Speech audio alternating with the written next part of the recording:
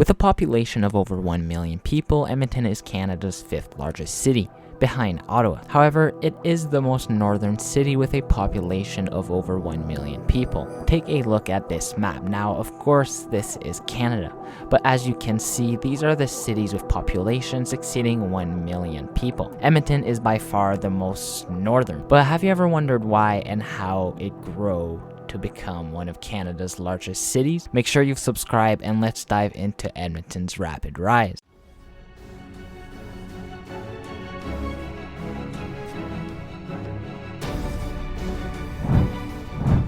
Now, Edmonton's European history begins here.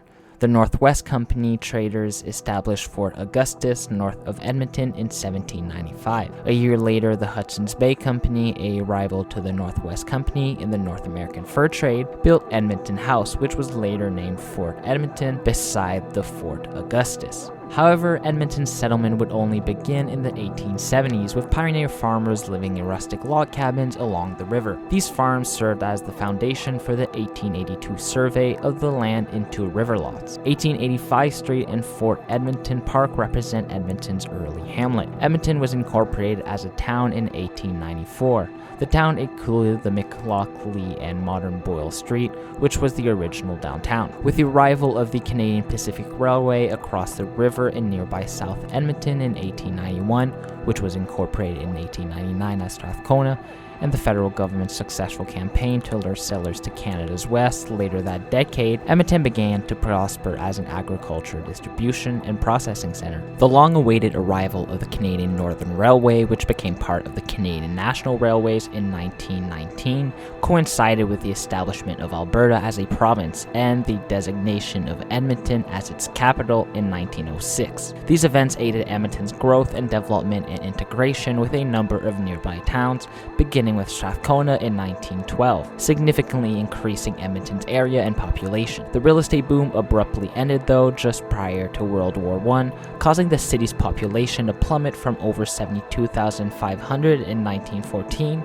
to under 54,000 only 2 years later. During the war, the high rate of volunteer enlistment in the army contributed to the population decline. During the 1920s and 1930s, the city's population and economy grew slowly before taking off during and after World War II. During World War II, Edmonton served as a staging area for military operations, as well as the construction of the Alaska Highway, Blatchford Field, later Edmonton City Center Airport, and it was a Royal Canadian Air Force base in Edmonton, and it played an important military role that lasted throughout the Cold War. During World War II, the United States military used the field as its base of operations for Alaska defense, but after outgrowing that facility, it built another one north of the city. On February 13th, 1947, the first major oil discovery in Alberta was made near the town of Leduc, south of Edmonton. Oil reserves were discovered in the southern part of Alberta as early as 1914, but they produced very little oil in comparison to those around Edmonton. Additional oil reserves were discovered near the town of Redwater in the late 1940s and early 1950s. Because of the majority of Alberta's oil reserves were concentrated in central and northern Alberta, Edmonton became the center of the oil industry in the province. The subsequent oil boom established Edmonton as the oil capital of Canada, and the city's population increased from 149,000 to 269,000 during the 1950s. Following a relatively calm but still prosperous period in the 1960s, the city's growth accelerated in tandem with high global oil prices caused by the 1973 oil crisis and the 1979 Iranian Revolution. The oil boom of the 1970s and 1980s came to an abrupt end with a sharp drop in international oil prices and the implementation of the National Energy Program in 1981. Now, from 1980 to 1985, the Canadian federal government's energy policy was known as the National Energy Program. The economically national policy sought to ensure Canadian energy independence, but it was strongly opposed by the private sector and the oil-producing Western or Canadian provinces, particularly Alberta. The NEP was established on October 28, 1980 by Prime Minister Pierre Trudeau's Liberal government. It was respond to the two oil crises of the 1970s. Its three main goals were to increase Canadian ownership of the oil industry, price energy fairly for Canadian consumers, and provide Canadian energy self-sufficiency. The NEP was also intended to promote lower prices through price controls, to promote oil exploration in Canada, to promote alternative energy sources, and to increase federal government revenue from oil sales through a variety of taxes and revenue sharing with the Western Canadian provinces. The NEP proved to be a highly contentious policy initiative, eliciting strong opposition and outrage in Western Canada, particularly in Alberta. Peter Lougheed, the province premier, was a vocal opponent of the NEP, claiming that it interfered with provincial jurisdiction and unfairly deprived Alberta of oil revenue. But returning to Edmonton, West Edmonton Mall, the world's largest at the time, opened in 1981. The mall, which is still the largest in North America, is one of Alberta's most popular tourist destinations. In the late 1990s, the cities entered a recent period of economic recovery and prosperity,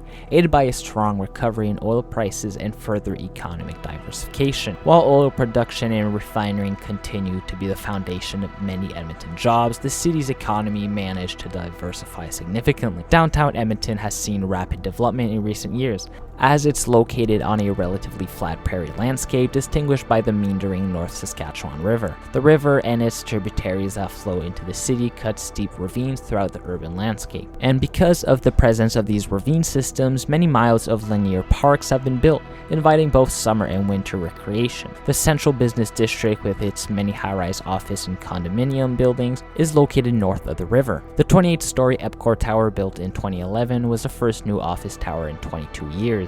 And the low-rise steel and glass art gallery of Alberta, built in 2010, are two distinctive structures that transformed the city's skyline in the early 21st century. However, the downtown core's architecture is not entirely modern.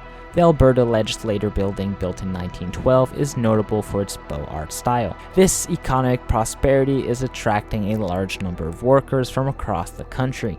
Between 2006 and 2010, 83,000 new residents were expected to move to Edmonton, more than doubling the rate predicted by city planners. Many of the new workers who have relocated to the city are young men and come to work. The Edmonton metropolitan area surpassed 1 million people in 2008, making it the most northern city in North America with a metropolitan population of more than 1 million. Now, I'll end this story here because, well, Alberta as a whole has slowed down, primarily due to low oil prices. Edmonton, though, is still a beautiful and vibrant city with a diverse population and pretty well-paying job. If you've learned something new today, please like, subscribe, and comment what you want to see next in the comments below. I'll see you on the next one.